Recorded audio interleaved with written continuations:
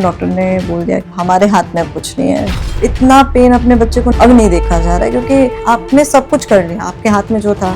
पर साथ साथ मैंने भगवान को ये भी बोला कि अगर यही जर्नी है, यही ऐसे ही होना है, रहने दो, बस बहुत हो गया। इसको भी मैंने बोला कि मैं तुम्हें होल्ड ऑन नहीं कर रही, जस्ट गो।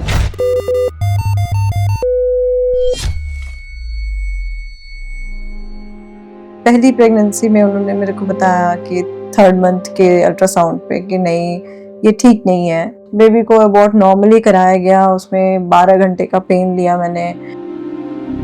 फिर 2nd कंसीव किया, वो 15 दिन बाद मिस्ड अबॉर्शन हो गया। 3rd वाली एक टॉपिक प्रेगनेंसी थी, उसको सर्जरी करके एक फैलोपियन ट्यूब को काटना पड़ा। 4th प्रेगनेंसी जब मैंने कंसीव किया तो मैंने भगवान को चैलेंज दिया कि इस बार तुमने कुछ करा तो अब मैं ट्राई नहीं करूंगी। उस टाइम पता नहीं क्यों एक अंदर से फीलिंग आई कि इस बार सब कुछ अच्छा होगा और ये प्रेगनेंसी अच्छी होगी। एंड टच वुड प्रेगनेंसी बहुत अच्छी रही। 4th डे पे जब हम इसको घर लेकर आए तो मैंने इसको देखा, ये बिल्कुल पीला लग रहा। डॉक्टर ने कहा कि नॉर्मली बच्चों को जॉन्डिस होता है, हम थोड़ा फोटोथेरेपी करते हैं, तो इसको 6-6 घंटे के लिए फोटोथेरेपी के लिए रखा। ये ठीक नहीं हो रहा है, इसका वेट बढ़ नहीं रहा है, चेहरे में सिकुड़न आ गई थी, सिकुड़ रहा था चेहरा। 25 डेज के बाद हमने डॉक्टर चेंज किया एंड उस दिन उस डॉक्टर ने कहा कि इस बच्चे के साथ ठीक नहीं है कुछ भी। और मैंने उनसे बहुत ब्लंटली पूछा कि जो भी ये क्योरेबल है, तो उनका आंसर बहुत ही रूड था। मैं बहुत रोने लगी कि ये कैसी बातें कर रहे हैं। डॉक्टर ने कहा कि बिलियरी एटीशिया की बीमारी ठीक हो जाती है, सर्जरी करनी पड़ती है, बट वो ठीक हो जाती है। बट इसके लक्षण कंप्लीट बिलियरी एटीशिया वाले नहीं थे, ये एक्टिव भी था और स्टूल के कलर से पता करते, स्टूल का कलर बिल्कुल वाइट होता है, बट इसमें पेल येलो था। हम एक्सेप्ट नहीं करना चाह रहे थे कि कोई चीज है। इतना छोटा बच्चा इतने दिनों के बाद हुआ और फिर ये एग्जामिन करना कि उसका पूरा पेट काटा जाएगा, मैं तैयार नहीं थी। बिलियरी एटीशिया का कोई उपाय नहीं है। इसका फर्स्ट एग्जामिन करने के बाद लिवर बायोप्सी होती है, उसमें एग्जामिन करने के बाद ये एक कसाई प्रोसीजर होता है जिसमें एक वे बना देते हैं लिवर से इंटेस्टाइन के थ्रू कि बाइल जो है वो फ्लो हो। बेसिकली इसमें बाइल फ्लो नहीं होता है, बाइल लिवर में ही जाता रहता है, जो लिवर को बुरी तरीके से डैमेज करता रहता है। और इसकी सर्जरी 3 महीने के पहले हो जानी चाहिए। बट ये कोई श्योरिटी नहीं है कि आपने सर्जरी करा ली तो आपका बच्चा सेफ है और मतलब लिवर ट्रांसप्लांट की जरूरत नहीं पड़ेगी। अगर ये बीमारी है तो liver transplant is the only option. इतना छोटा बच्चा और सर्जरी, ये सोच के बहुत डर लग रहा था, बट कराना था और अपने आंसू नहीं रोक पा रहे थे। और दिल्ली में उसकी पहली सर्जरी हुई, जहाँ पे हमने कराया था गंगाराम हॉस्पिटल में। तो 6 मंथ का टाइम दिया था उन्होंने कि बिलिरुबिन डाउन हो जाए, बट डाउन भी हो रहा था, बट 6 मंथ के बाद वो स्टक हो गया।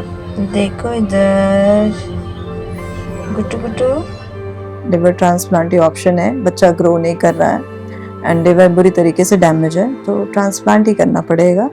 फिर से सर्जरी, ये सोच के और डर लगने लगा। फिर से मेरा बच्चा उस दर्द से गुजरने वाला था, पर कोई ऑप्शन नहीं था। बच्चे को बचाने के लिए ये स्टेप लेना पड़ा। एंड ब्लड ग्रुप मैच होना चाहिए, तो वो मदर फादर में मेरा ही मैच हुआ। सो स्टार्ट हो गया प्रोसीजर कि आप डोनर के बहुत सारे वर्कअप होते हैं, बहुत सारे टेस्ट होते हैं, वो हेड टू टो आपके सारे टेस्ट करते हैं। बहुत डरे हुए थे, बट साथ के साथ एक होप था कि बच्चा मेरा ठीक नहीं है। ये बहुत ज़्यादा हंसता भी नहीं था, उसको पेन होता था या जो भी हो, तो मन में एक होप था कि इसके बाद ये ठीक हो जाएगा।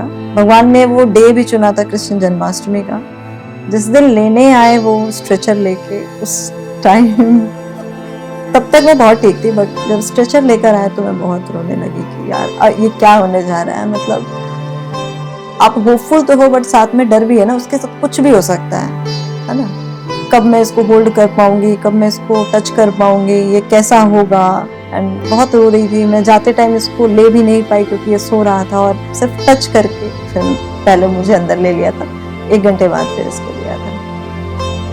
16 घंटे बाद जब मुझे होश आया, जब उन्होंने मेरा नाम ले रहे थे, रिचा रिचा कर रहे थे, तो मेरा पहला सवाल ही था, मेरा बेटा कैसा है। बहुत पेनफुल होता है ये सर्जरी, अनबियरेबल पेन होता है। लिवर ट्रांसप्लांट के बाद 5 दिन बहुत क्रिटिकल होते हैं क्योंकि उनको लगता है कोई फॉरेन एलिमेंट है तो वो रिजेक्ट करती है। सेकेंड डे बहुत ही टफ डे था। जो लिवर के एंजाइम 400 होने थे वो 2000 पे थे एंड शाम में वो और 2300-2400 पे पहुंच गए एंड डॉक्टर ने बोल दिया कि no, he is not accepting the liver. हमारे हाथ में कुछ नहीं है, ही is not accepting.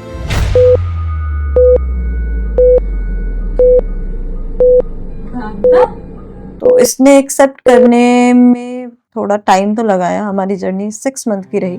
First time ऐसा हुआ कि 35 डेज तक हम आईसीयू में रहे। हम 10 दिन के लिए घर लेकर आए और 10 दिन के बाद इसने एक इन्फेक्शन कैच किया और वो इतना ज़्यादा हो गया कि इसको निमोनिया हो गया और हम इसको ऐसे रख ही नहीं पा रहे थे, ये कंधे पे ही रह रहा था। और हम इसको एम्बुलेंस से लेकर गए और जितने देर में हम नीचे पहुंचते इसने रिएक्ट करना ही बंद कर दिया। मैं इसको सीपीआर दे रही हूँ, उसके टंग और टीथ सब टच हो रहे थे। फिर वहाँ लेकर गए, वहाँ उन्होंने जो भी करा उसके बाद ये थोड़ा सा रिलीफ हुआ। बट डॉक्टर देखते हैं और दे टोल्ड कि नहीं, लंग्स आर टोटली गॉन, हमें इसको वेंटिलेट करना पड़ेगा। फिर से वेंटिलेट हुआ, 10-12 दिन प्रॉपर वेंटिलेशन पे रहा एंड उस टाइम ये 2.5 महीने आईसीयू में रहा। 2.5 महीने के बाद पता चला कि एक वेन में नैरोइंग है और इसके पेट फूल जाता था, पेट की नसें दिखती थी और उन्होंने बोला कि नहीं, एक प्रोसीजर करना पड़ेगा and that was very tough. और उसके रिजल्ट की किसी को भी मतलब नहीं था कि ये सक्सेसफुल हो सकता है। पर साथ साथ मैंने भगवान को ये भी बोला कि अगर यही जर्नी है, यही ऐसे ही होना है तो मतलब रहने दो, बस बहुत हो गया। इसको भी मैंने बोला कि मैं तुम्हें होल्ड ऑन नहीं कर रही, जस्ट गो। अब नहीं देखा जा रहा है क्योंकि इतना पेन अपने बच्चे को नहीं देख सकता। छोटा बच्चा, आपने सब कुछ कर लिया, आपके हाथ में जो था, बट उस दिन इसने जो रिवाइव करा वो बहुत अमेजिंग था। उस दिन सबको लगा कि यस अब ठीक है और अब हम लोग मतलब बचा लेंगे इसको। एंड इस जर्नी में जो परसिस्टेंट कह लो या जो भी होपफुल कह लो, वो वहाँ के एक डॉक्टर थे, डॉक्टर निशांत वाला, उनका बहुत सपोर्ट था। कहते हैं ना, भगवान ने उनको भेज रखा था कि आपको देखना है and he was there. Journey काफी टफ थी। मैं कहूँ तो हम अब 2 दिन पहले प्रॉपरली रिलीव्ड हुए। अभी तक इसके पेट में एक ट्यूब लगी हुई थी जो अभी 2 दिन पहले हमने निकलवाई है। अभी with God grace he is doing good. Oxygen से निकल गया, उसके बाद भी उसको चलने में उठने में बहुत टाइम लगा। 19 मंथ ओल्ड और अब वो उसने चलना स्टार्ट किया है। बीइंग अ मदर, मुझे लगता है कि ये दुनिया में कुछ चेंज करने के लिए आया है। मैं लोगों को एक ही सलाह दूंगी कि अगर पेन आता है आपकी लाइफ में तो इसको छुपाओ या दबाओ मत, आप इसको स्पीक आउट करो, आप लोगों को बोलो। 140 करोड़ की जनता में अगर आप 40 लोगों को भी इंस्पायर करो, 4 लोगों को भी करते हो ना, तो आपकी लाइफ का कोई पर्पस है। ट्रांसप्लांट हो या फिर कोई भी मेडिकल इमरजेंसी हो या कुछ भी ऐसा हो, तो जब आप बताते हो तो किसी न किसी की लाइफ में सेम चीज़ें चल रही होती हैं या होने वाली होती हैं। लोग आपकी स्टोरी सुन के इंस्पायर होंगे एंड उनके अंदर भी एक हिम्मत आएगी कि अरे इस बच्चे के साथ तो इतना कुछ हुआ, हम तो कर ही सकते हैं।